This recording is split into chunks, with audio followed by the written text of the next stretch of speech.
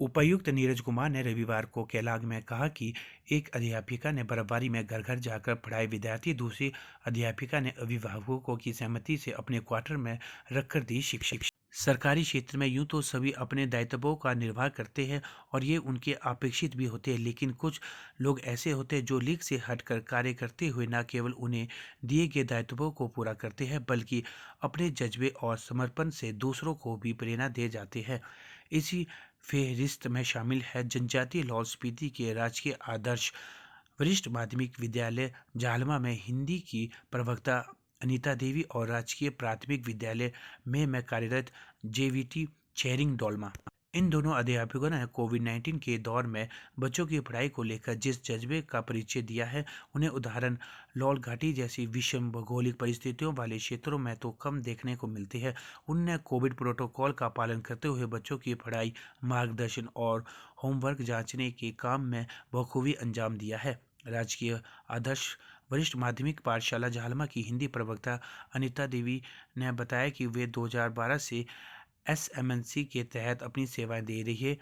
वैश्विक महामारी के दौरान बच्चों की पढ़ाई पर प्रतिकूल प्रभाव देखने को मिल रहा था, लेकिन राज्य सरकार ने भी अच्छी पहल करते हुए शिक्षा विभाग को ऑनलाइन पढ़ाई की व्यवस्था शुरू करने के निर्देश दिए। लाहौल घाटी के कई गांव में इंटरनेट की सुविधा अभी भी पर्याप्त नहीं है, जिसके चलते ऑनलाइन शिक्षा देने में दिक्कतें पेश आ रही थी।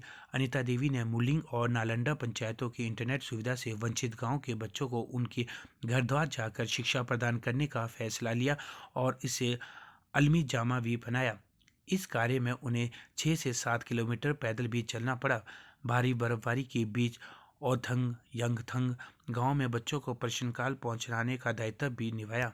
अध्यापिका ने बताया कि 3 साल की बेटियां भी थी, लेकिन शिक्षा ग्रहण करने वाले बच्चों की चिंता उस ड्यूटी से बड़ी लगी। बच्चों की शिक्षा के प्रति ऐसी चिंता और जज्बा राजकीय प्राथमिक विद्यालय में 2017 से तैनात कार्यरत जेवीटी छेरिंग डोलमा ने भी दिखाया। जिन गाँव में नेटवर्क की सुविधा नहीं थी, वहाँ के बच्चों को उन्होंने अभिभावकों की सहमति के बाद अपने क्वार्टर में ही पढ़ाने की व्यवस्था कायम की। क्योंकि अभिभावकों ने बच्चों को होमवर्क को घर द्वारा पाने में असमर्थ व्यक्ति भी थे। ऐसे में छेरिंग डोलमा के समक्ष यह चुनौती थी कि बच्चों को किस तरह से पढ़ाया जाए। पढ़ाई के अलावा उनके रहने खाने पीने की व्यवस्था भी उन्होंने अपने क्वार्टर में ही की। इस बात का भी पूरा ध्यान रखा गया कि कोविड प्रोटोकॉल का पालन हो और बच्चों की शिक्षा भी बिना किसी व्यवधान की पूरी हो सके।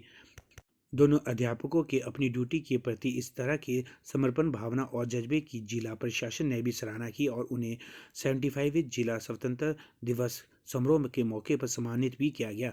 लाहौल स्पीति के उपायुक्त नीरज कुमार ने विशेष तौर से दोनों अध्यापकों के कार्यों की प्रशंसा करते हुए कहा कि उनका समर्पण भाव अन्य अध्यापकों के लिए भी एक बहुत बड़ी प्रेरणा है। स्कूल में शिक्षा ग्रहण करने वाले विद्यार्थी हमारे समाज की भविष्य की पीढ़ी भी है। यदि आज उनके वर्तमान को इस तरह संवारा जाएगा तो उनका भविष्य भी उज्जवल होगा।